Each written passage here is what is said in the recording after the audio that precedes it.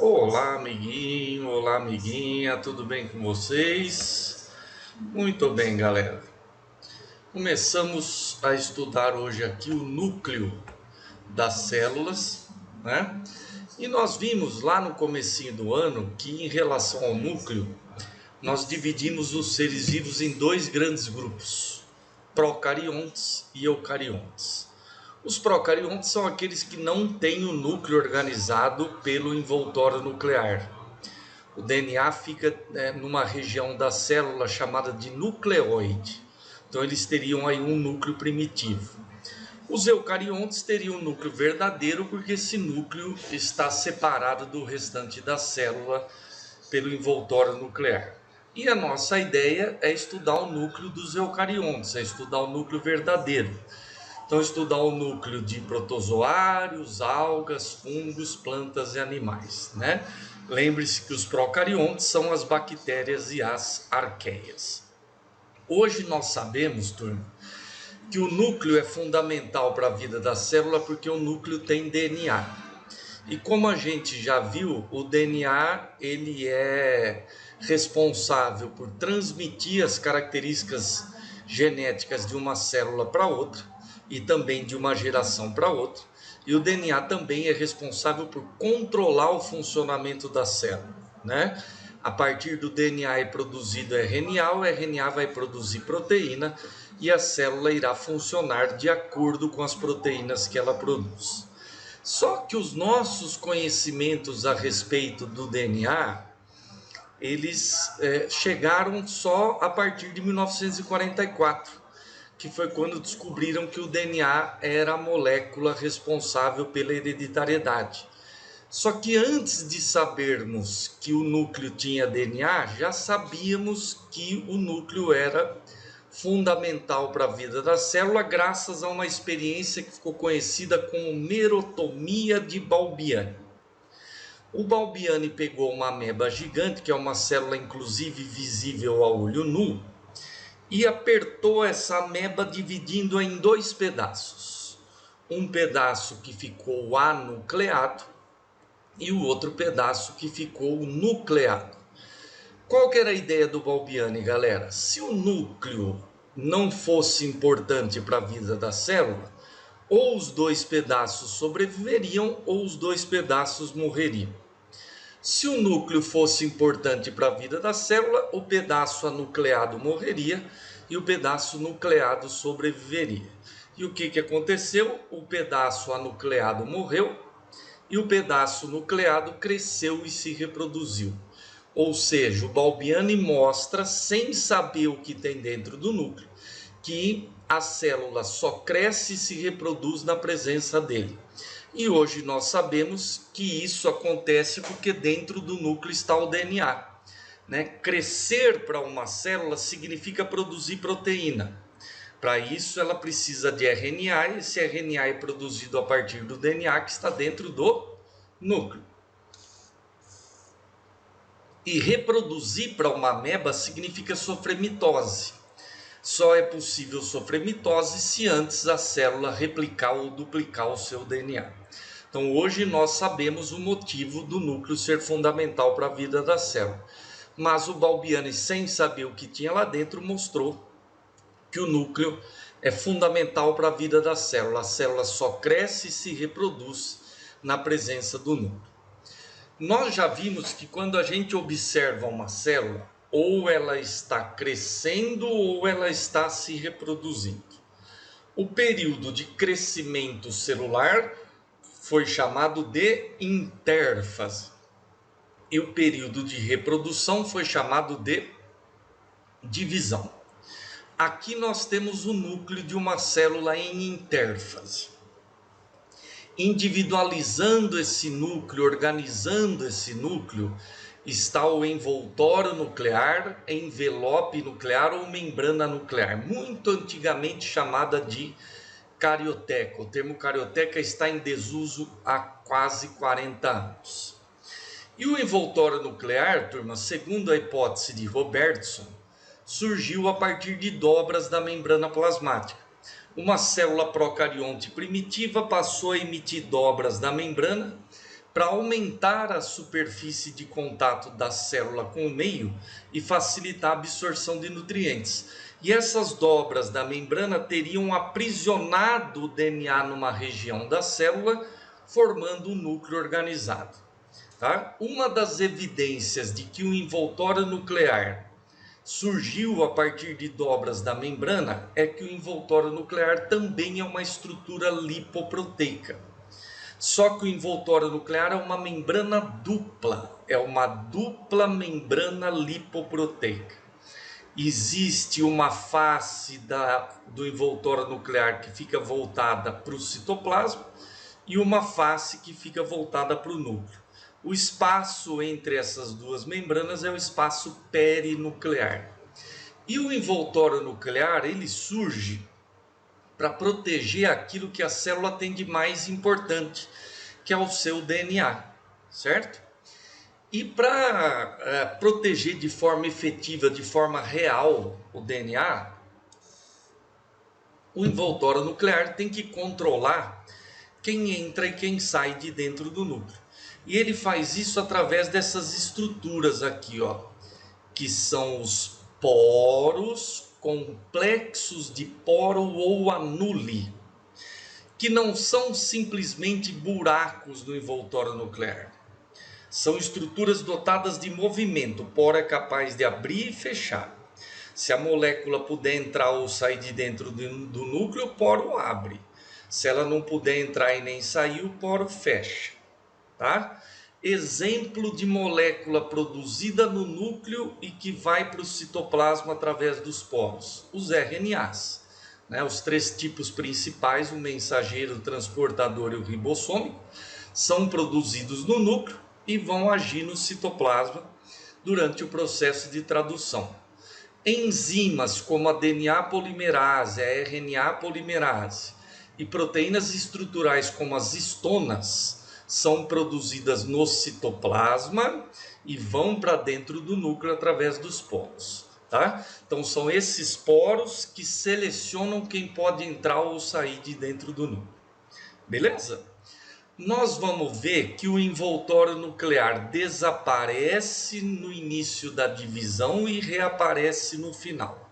E como a gente já viu, para vestibular a gente considera que quem monta o envoltório nuclear no final da divisão é o retículo rugoso. Tá? Vejam que o retículo rugoso termina como envoltório nuclear. Então, o envoltório nuclear seria uma extensão do retículo rugoso. E o envoltório nuclear se associa com ribossomos na face que fica voltada para o citoplasma. E a gente sabe que a única organela citoplasmática capaz de se associar com ribossomos é o retículo rugoso.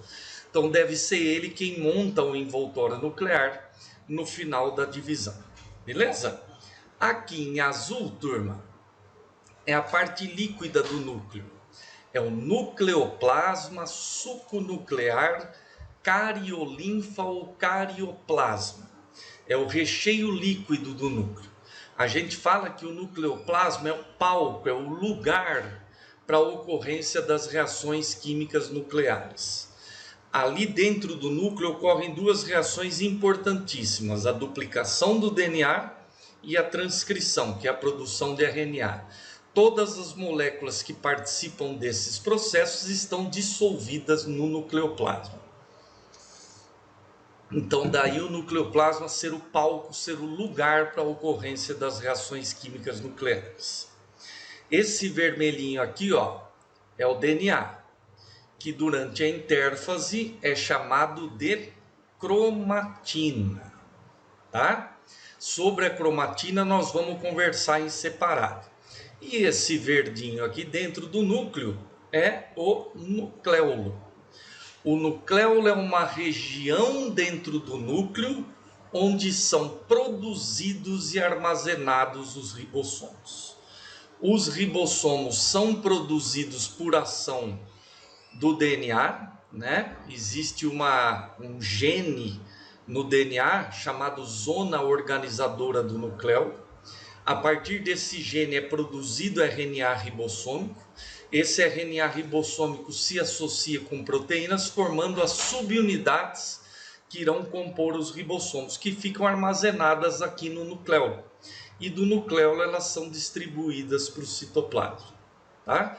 Se o núcleo tiver um nucleolo grande ou mais do que um nucleolo, isso é um indicativo de que aquela célula precisa de muitos ribossomos. Se ela precisa de muitos ribossomos, é porque ela tem uma intensa atividade de síntese de proteínas. Nucleolo pequeno ou ausência de nucleolo é um indicativo de que aquela célula precisa de poucos ribossomos, porque ela produz pouca proteína. Tá? Então, nucleolo bem desenvolvido, ou mais do que um nucleolo por núcleo, é indicativo de que aquela célula tem uma intensa atividade de síntese proteica. Beleza? Sobre a cromatina, turma, nós vamos conversar em separado, porque os conhecimentos sobre a cromatina evoluíram juntamente com a evolução da microscopia. Lembra que a única estrutura celular que naturalmente tem cor é o cloroplasto, que é naturalmente verde. Todas as outras estruturas celulares, para eu conseguir visualizá-las, eu devo dar cor para elas. Aquilo que pegou cor dentro do núcleo foi chamado de cromatina. Cromatina vem de cromo, que é cor. Então, aquilo que pegou cor dentro do núcleo foi chamado de cromatina. Só que com o microscópio de luz, não dava para saber se aquela bola que pegava cor dentro do núcleo era uma massa, um sólido, tipo uma bola de sinuca, ou um emaranhado de fios. A invenção do microscópio eletrônico nos mostrou que a cromatina é um emaranhado de filamentos com esse aspecto aqui, ó. Tá? A cromatina lembra um prato de espaguete, tá? E esses filamentos que formam a cromatina são os filamentos cromatínicos, cromonemas ou cromossomos descondensados. Então, nós podemos definir a cromatina como sendo um conjunto de cromonemas, um conjunto de filamentos cromatínicos ou um conjunto de cromossomos descondensados. E o número de cromonemas que compõem a cromatina varia de uma espécie para outra. A nossa cromatina, por exemplo, tem 46 cromonemas. É como se a cromatina fosse um prato de espaguete e cada espaguete fosse um cromonema. Então, o nosso prato de espaguete teria 46 espaguetes. A cromatina do cachorro tem 78 cromonemas. Ou seja, o prato de espaguete do cachorro tem 78 espaguetes. A cromatina da ervilha tem 14 cromonemas, do milho tem 20, da mosquinha da fruta tem 8. Isso varia de uma espécie para outra, certo? Quando nós olhamos um cromonema simples, como esse que está aqui, ó, bem de pertinho, a gente vê que cada cromonema simples, como esse aqui, é formado por uma enorme molécula de DNA enrolada em volta de proteínas chamadas histonas. Histonas são proteínas básicas que se associam ao DNA que é ácido. Histonas são proteínas positivas que se associam ao DNA que é negativo. As histonas fazem com que o DNA fique bem menor e muito mais estável, porque ele fica com menos carga livre, tá? Então, olha só, amiguinho. Compondo esse cromonema aqui, tem uma enorme molécula de DNA associada com histonas. Compondo esse segundo cromonema, tem uma segunda molécula de DNA associada com histonas, certo? Deixa eu pegar aqui e mudar o ponteiro. Isso. Compondo esse segundo cromonema, tem uma segunda molécula de DNA associada com estomas. Compondo esse terceiro cromonema, tem uma terceira molécula de DNA associada com estomas. Então, se a nossa cromatina tem 46 cromonemas simples e cada cromonema simples tem um DNA, a nossa cromatina no período G1 da intérfase tem 46 moléculas de DNA diferentes. O DNA que compõe esse cromonema tem sequência de bases nitrogenadas diferente do DNA que compõe esse. Aqui tem um terceiro DNA com uma terceira sequência de bases. Então, se eu pego uma célula nossa, somática, por exemplo, célula da pele, em intérfase G1, ela tem no núcleo 46 moléculas diferentes de DNA. Só que os 46 DNAs que estão em uma célula nossa são os mesmos 46 que estão em todas as outras.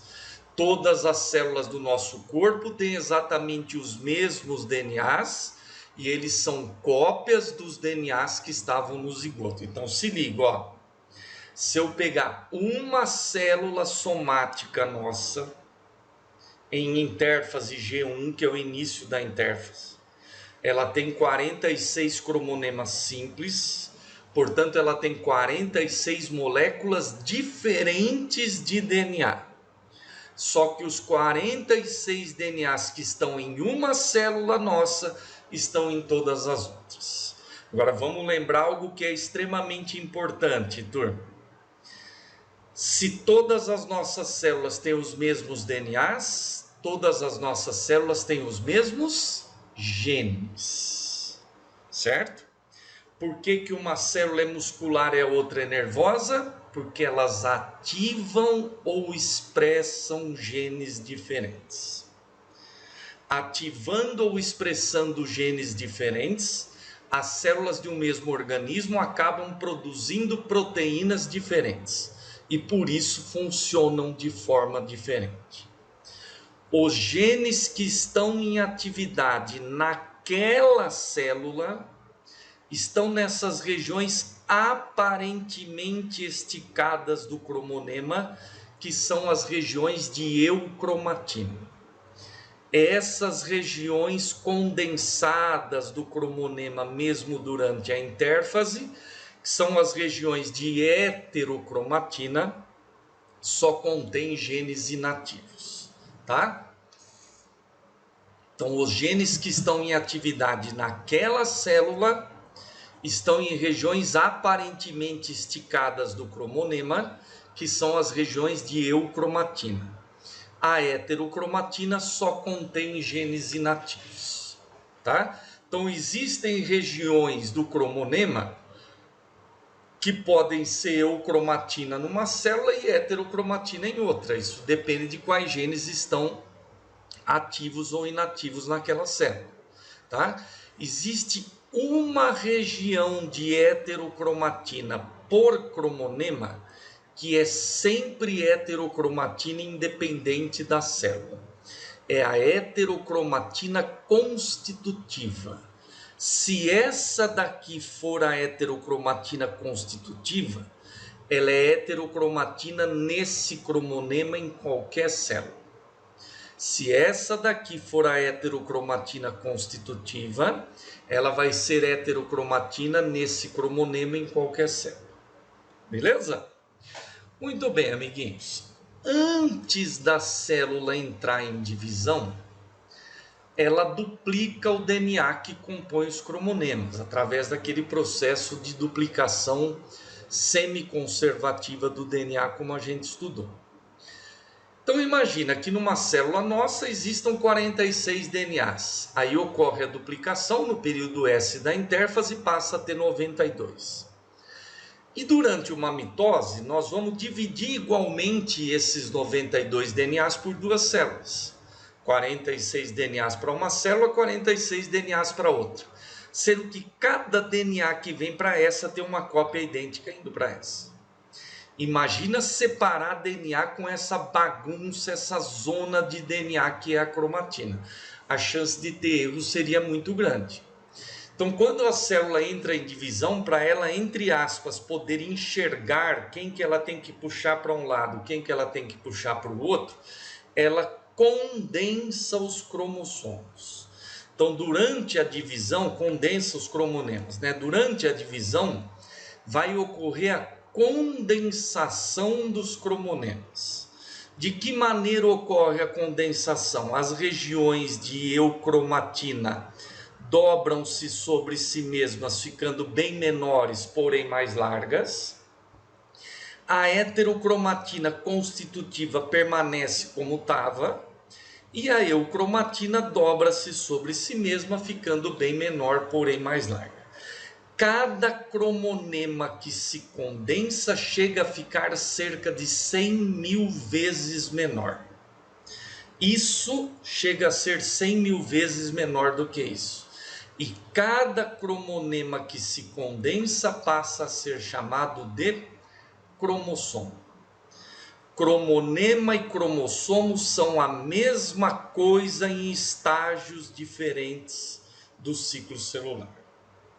Durante a divisão, cada cromonema irá se condensar e se transformar em um cromossomo. E essa região mais fininha aqui do cromossomo, que corresponde à heterocromatina constitutiva do cromonema, nós passamos a chamar de centrômero. E nós vamos ver que o centrômero é importantíssimo no processo de divisão celular. Durante a divisão, cada cromonema se condensa e se transforma em um cromossomo.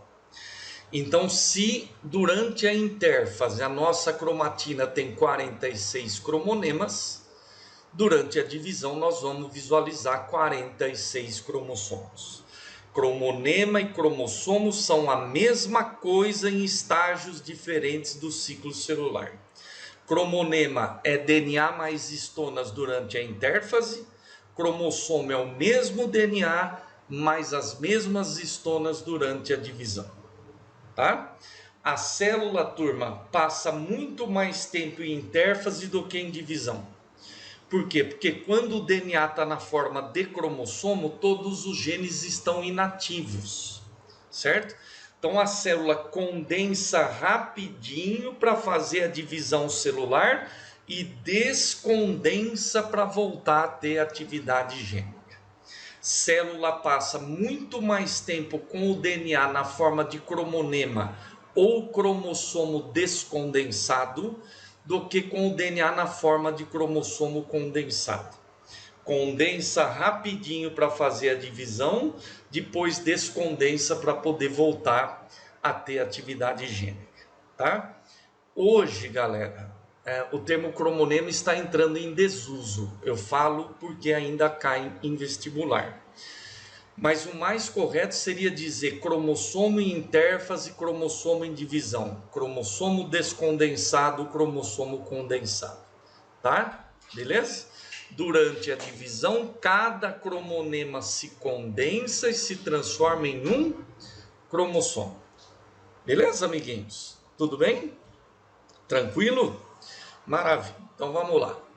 Aqui nós vamos ver o que acontece com um cromonema durante a intérfase, durante a divisão.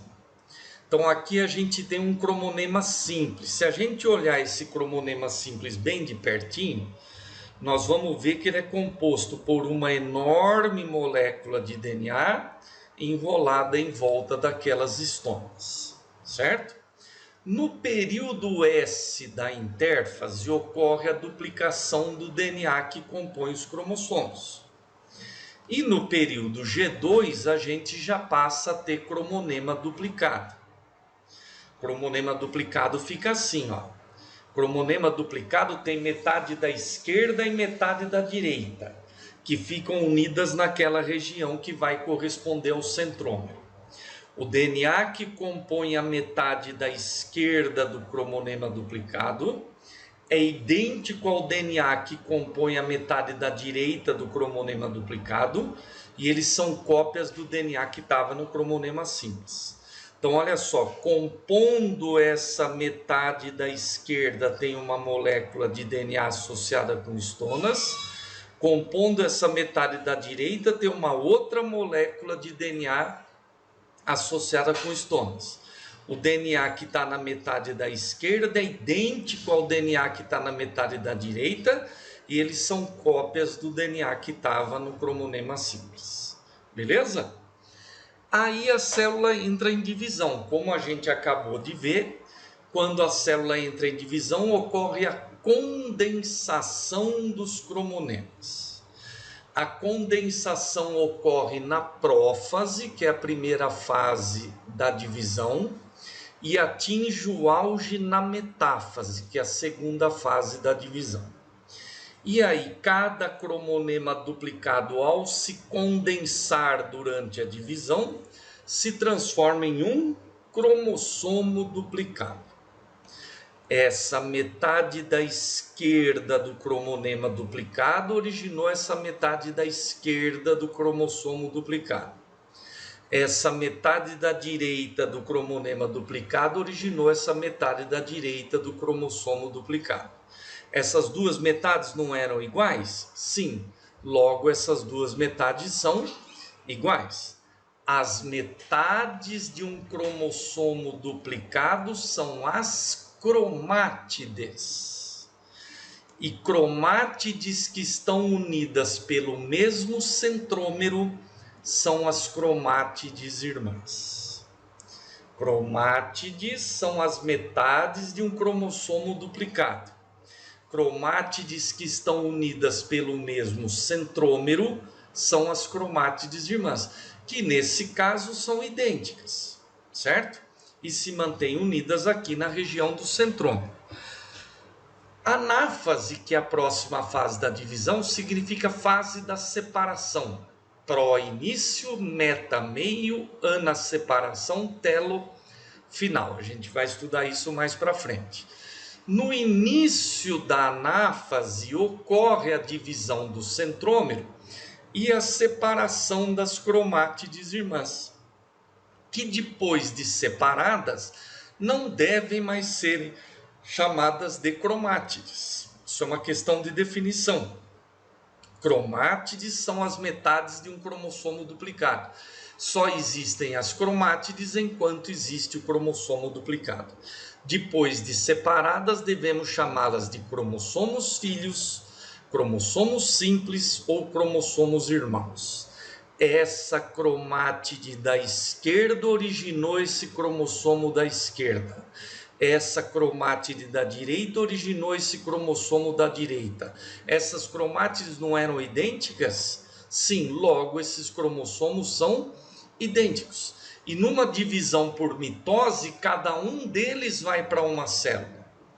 Então, o DNA que uma célula filha vai receber é idêntico ao DNA que a outra célula vai receber. E eles são cópias do DNA que estava na célula mãe. Como o zigoto é a mãe de todas as nossas células têm os mesmos DNAs e eles são cópias dos DNAs que estavam no zigoto. Aí, turma, no final da anáfase e durante a telófase, ocorre a descondensação dos cromossomos que passam a ser cromonemas simples. Isso acontece numa célula, esse descondensa na outra. Então, o que era uma célula agora são duas. E aí começa tudo de novo. G1, S, G2, prófase, metáfase, anáfase e telófase. Que eram duas células, agora são 4.